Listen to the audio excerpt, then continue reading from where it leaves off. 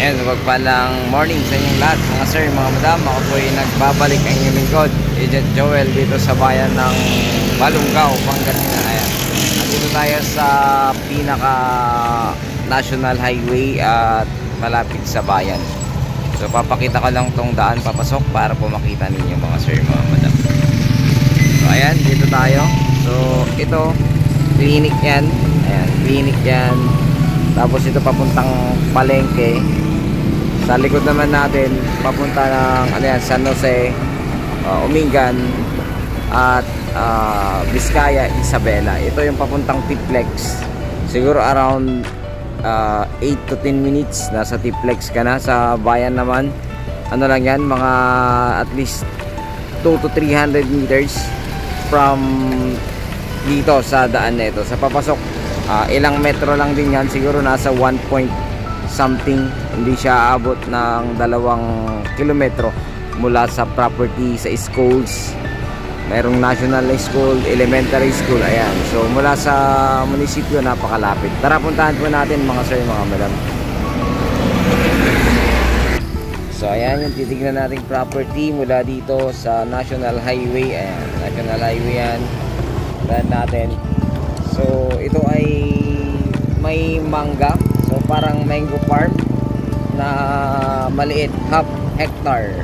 So 5,000 square meter po ito mga sir, mga wala. So at the same time may malapit dito private school. Ayan, may malapit na private school dyan.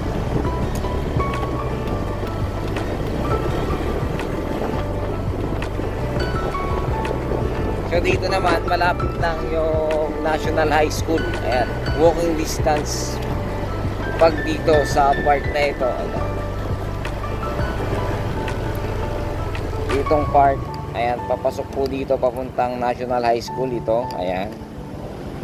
So ito po ay papasok papuntang National High School. Ito naman yung private elementary at high school. Ayan. Ito private school yan. Itong part na to, ito private school to. Ayan. So ano yan, elementary tsaka national high school. So ito naman yung daan papunta sa property. Napakalapit lang, mga at least 3 minutes drive from the national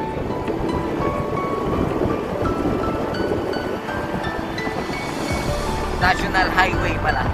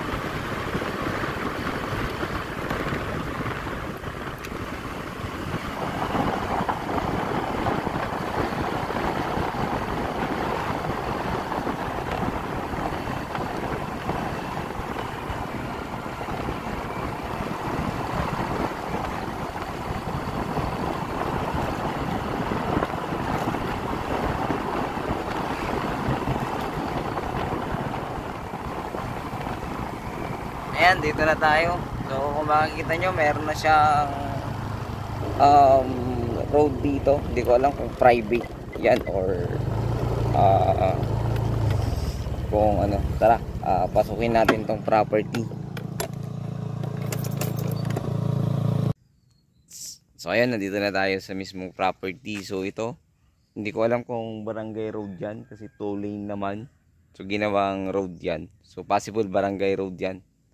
So kung barangay road yan, naka corner lot na itong property na titingnan natin. So hindi ko alam kung private, saka ito yung property. Napakaluwang ng frontage. Tara puntahan natin. Ito ay mango farm. At the same time, malapit sa Balungaw Hot Spring, yung hot and cold spring resort ng Balungaw. So mayroong zipline, mayroon kang marami kang ano diyan, kumbaga marami silang pwedeng pasyalan diyan or puntahan sa malapit siya sa Balungaw Hot Spring. So at least ano lang yan, mga ilang kilometro lang mula sa Balungaw Hot Spring. Siguro nasa ano yan, at least 2 to 3 kilometers from Balungaw Hot Spring. So ulitin ko, ito yung property, mango farm siya. Tara puntahan natin. Title to, kaya lang namatay na yung asawa niya, so kailangan ng extrajudicial settlement. So meron naman siyang mga anak, nandiyan naman sila, pipirma naman lahat. So ayan, tara puntahan natin mga sir, mga madam. So ito yung sinasabi kong kagagawang daan. Hindi ko lang alam kung ano yan, hindi ko sure kung barangay road, pero 2 lane siya. Hindi ko alam kung private road yan or kan, kasi may papasok na kuryente. Ayan, so possible yan, ano yan, barangay road talaga. So ito yung boundary ng property. Ayan, itong ano na to, bakod. Tapos yung mga mangga, lalaking mangga, kung saan nilinisan kasi, kaya talagang pinuntahan ko. Doon naman yung frontage niya hanggang doon. So nasa ano to, napakahaba. Siguro at least ano to nasa 60 below yung frontage nito. So makikita nyo itong manggahan. Ayan, napaka lalaki ng mga mangga. Ayan. So pinuntahan ko para ma-video ko po ito, para po makita ninyo, kasi nandito sila ngayon. Tinawagan ako ng seller natin. So matagal ko nang gustong i-video yung loob nito, kasi nga hindi ko na i-video yung loob. So kung gusto mo maggawa ng bahay dito sa part na ito, ayan, pwede dyan. Tanggalin yung mangga, naka-elevate. Ayan, mataas yan. Or depende sa diskarte po ninyo, kasi dito yung mangga sa harap So dito naman nagpagawa sila ng store dyan, pero hindi nila naituloy na magbenta rito. So ito hanggang dun, nasa 60 plus to 60 meters mahigit yung frontage nito. Ang haba So sa mga gusto ng ano, yung gusto nyong maliit na farm, at the same time residential farmland, so ayan, hanggang dun, napakahaba ng frontage ng property na ito mga sir. So tingnan natin. Kaya video ko tumawag si auntie. Ito hanggang dyan. So napakaluwang, sa kanya napakalinis, kaya video natin para makita ulit yung buyer natin na nagkaka-interest dito nun. Kasi noon hindi pa matured yung title nito, pero ngayon matured na siya. So pwede na siyang ibenta at pwede na rin i-transfer mga sir, mga madam, this February. So ito, pasukin natin yung property. Tsaka luwang tong gate, kawayan lang pero maganda. Sakto nakita ko to naglilinis siya sa oo. Ay, hindi pa tapos sa baba bro. Nakakalati ko pala. Wala. Ay, ikaw lang mag-isa. Grabe So yan, boundary niya. So unahin ko muna dito sir, sa ano, dito sa may malinis. Pero yung daanan doon kuya malinis na, pababa. Sa bababa. Sige, punta ako. Ano yan, barangay road dyan? Parang no? Yung sa kabila sir? Oo. Yung daanan niya parang ano, papunta doon sa Kiskisan. Private road. Oo. Pero pwedeng makigamit dyan. Alam ko naka-open naman siya no? So ito yung store. Ayan, store. Pwede kang mag-store dito. May store ka na. Pwede ka nang magbenta. Kasi ito papunta ng hot spring yan. So maraming dumaraan.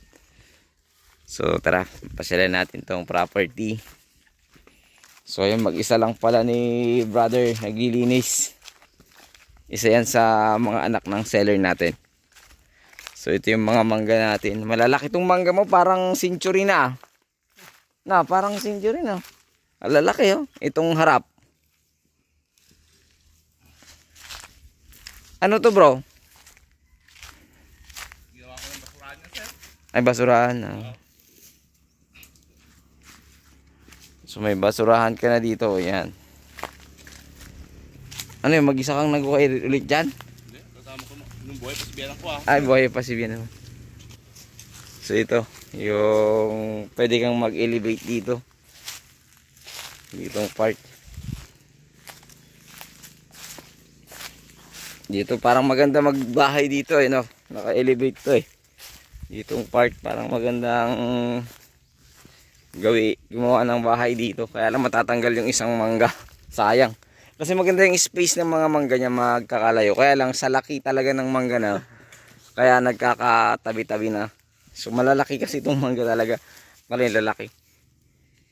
Parang sabihin mo na siguro yan, almost 100 years. Bale itong sa gilid sir.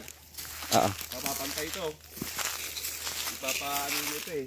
Kasi yung naggawa sila ng daan dyan, tinamaan yung bakod. Oo. Ngayon, para daw malinis tignan, papantayin nila. Ay, bubulduso din nila. Tapos yung mga lupa, itatambak sa mga butas. Oo. Para ano, malinis. Ah, okay. Sige, sige. Tapos dito, no?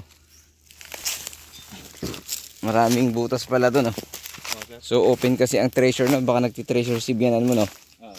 Open kasi ang treasure nun dito. Pag yung nakakaya sa ano. Para dito, no? Itatabon na lang. Ito matatanggal ito. Yang puno na yan. Okay. Sayang naman yan. Ano yata? Anong puno na yan? Yung ginagawa nila bulak. Ay, oo nga pala. Yung bulak pala yan. So, dito. So, parang ano lang talaga yan. Barangay road na yan, no? Okay. Ano to? Langka to, no? Langka. Sayang to. Matatanggal yata, no? Hindi madamay ito sir. Ay, hindi mga. Sa gilid lang. Ito, idadamay ko na para papantay. Oo. Wag lang yung ano, no? Dito pwede, dito. Para matabunan. Wag lang itong may part ng mangga. Sayang naman. Pero nagtanim ka pa rin parang kwantang bulak. Ay, chestnut yan. Oo sir. Chestnut pala yan. Nakala ko parang ano din ng bulak. So dito, hanggang dito pa lang natatapos mo na. Pero dun sir, hanggang sa baba na, ito sa gitna. Sa gitna. Oo. So tingnan nga natin. Marami pa yatang tanim sa baba na ibang puno, ah. 20 na mangga. 20 na mangga to. Oo sir. 20 pieces na mangga. So, parang may iba pang puno doon. Mga mili na ba? Mahugan eh. Wala na yun sir. Ay, sa kabila na yon. Sa boundary lang talaga yung mga mangga. Oo sir. Mangga lang talaga, no? So, 5,200 square meter kasi to. Yung sa may baho dun sir, yung gano'n niya. Ah, oo. Yan. Grabe, mag-isa mo, ah. Bagay kung unti-unti. Pag malapit ang tag-ulan, pagka natapos mo to, tumutubo na naman sa harap, no? Pag naliyan ko sir, pa-sprayan ko. Ay, pa-sprayan mo. So, para mas madire-diretso na malinis, no? Oo sir. Marami kasing mahugani pala dyan sa kabila. So, ito yung boundary pala. Ito. Yung may baho. May bakod. Dating nagbaboy din siguro si Bianan mo rito, no? Ito, hindi sa amin yan. Ha? Hindi nga nagpaalam. Tayo yung gano'n, caretaker sa kabila. Ay, noon. Oo, hindi nagpaalam. Nung namatay si daddy, saan nagtayo? Ah, Loko okay. nga. Inawat ko naman. Sabi ko, hindi pwede sabi ko. Sayang yung ginastos niya, no? Pero ito naka-boundary na, no? Okay. Ah. Yung bahay doon, tatamaan pa yun. Nililis ko lang yung bakod. So, pag nasukat, no, 5,200. So, dito hanggang dito lang yung natapos na, sir. For 20 pieces na mangga. Tapos may mga, maganda ito na, ano, yung mga gusto ng farm lot. Salamat, sir, ah. Try ko pa, ano, i-vlog ulit natin. Para makita ni, ano, yung tumingin. Ayan, mature na yung title nito this February. So, wala na tayong magiging problema sa title. Yun lang, mayroon lang extrajudicial settlement. Pero, ilan na yung anak, sir? Tatlo sir. Tatlo, no? Pati yung asawa mo, no? So, tatlo lang sila. Nandiyan naman sila. So, wala tayong magiging problema. Tapos yung sa, ano naman, sa capital gain tax, at least pag-usapan na lang. At, yun po ay pag-uusapan naman po ng seller at ng buyer. So ito, hanggang dito, hanggang dun sa property. So napakalapad pala ng frontage ito, no? Nasa 60 plus, no? Okay. 60 plus. So yun yung bahay na medyo matatamaan, no? Tama yun sir. Nililis ko lang yung bakod na ano. Alis na daw itong ano eh. Bakod yun. Aalis na ng June yan, no? Kaya iayos ko na yung bakod na. Pag na okay na, no? Okay. Ayan, hanggang dun. Ano yan yung bahay nung manghihilot yan? Hindi. Siya yun, sir. Siya yan? Wala kasing bakod dati to, no? Wala, sir. Oo. Wala. Mag-isa ka. Pero napasukat mo na to bago ka nagbakod. Okay. May moon na sa dulo. May mon na, no? So yan. Hanggang dyan, pag ganun, diretso. So dito sa part na ito may kuryente naman na. Yan, may kuryente, may internet. Yung nawasa hindi pa nakaabot dito, no, sir? Wala pa, sir. Wala pa, no? So deep well ang source ng water dito. Thank you, sir. Sige, sir. Ayan, so ulitin ko, bayan nito ng Balonggao, Pangasinan. Dito yung papunta ng Hot Spring. Ayan. Lalabas din ito ng Coyapo, tsaka Rosales. Pwedeng lumabas dyan. So dito papuntang bayan. So, sige, sir. Thank you. Ito papunta ng bayan. So, ayun. Ipapakita ko lang yung pagkukuhanan ng itatabon sa mga butas para makita po ninyo. So ito may mga ano pa pala dito, kalamansi tsaka mahogany, tig-isa lang. So maganda siya pag nalilinis, ang ganda. So ayan. Muli, ito po ay bayan ng Balonggao, Pangasinan. Sukat 5,200. Tapos ang per square meter niya 1,000 per square meter, pero negotiable naman ayon sa ating seller.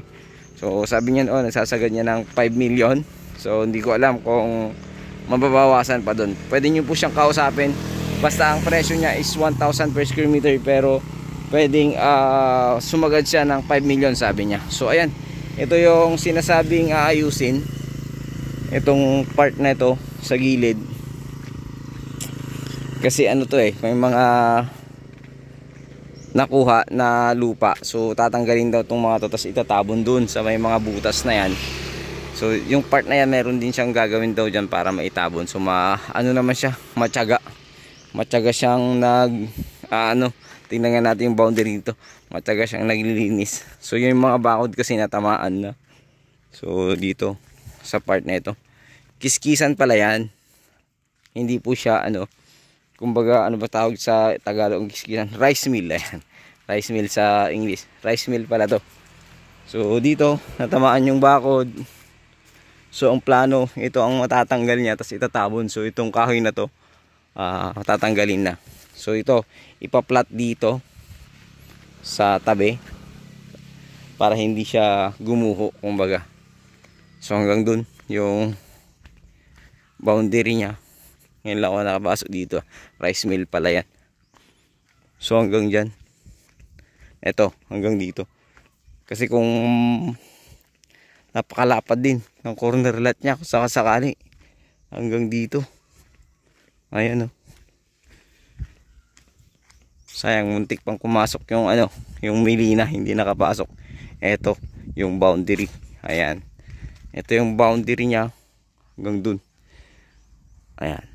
Diyan sa part na yan. Tapos diretso.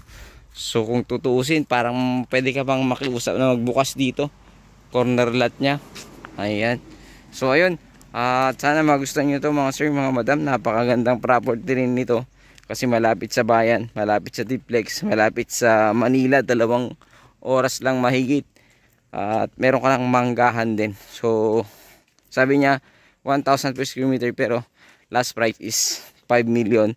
So title naman at patay lang yung kanyang asawa, pero meron naman yung mga anak niya na 3. So wala tayong maging problema. Pipirma naman lahat po yun. So sana magustuhan nyo po ang aking inaalok na property mula dito sa aming munting bayan ng Balonggao, Pangasinan. Dito po ang aking hometown mga sir, mga madam. Dito po yung aking bayan. So hindi ko napapaliparan ng drone. Medyo malalaki yung mangga. Hindi natin makikita yung shape, or try ko po paliparan. So ayun muli, maraming salamat. God bless you all.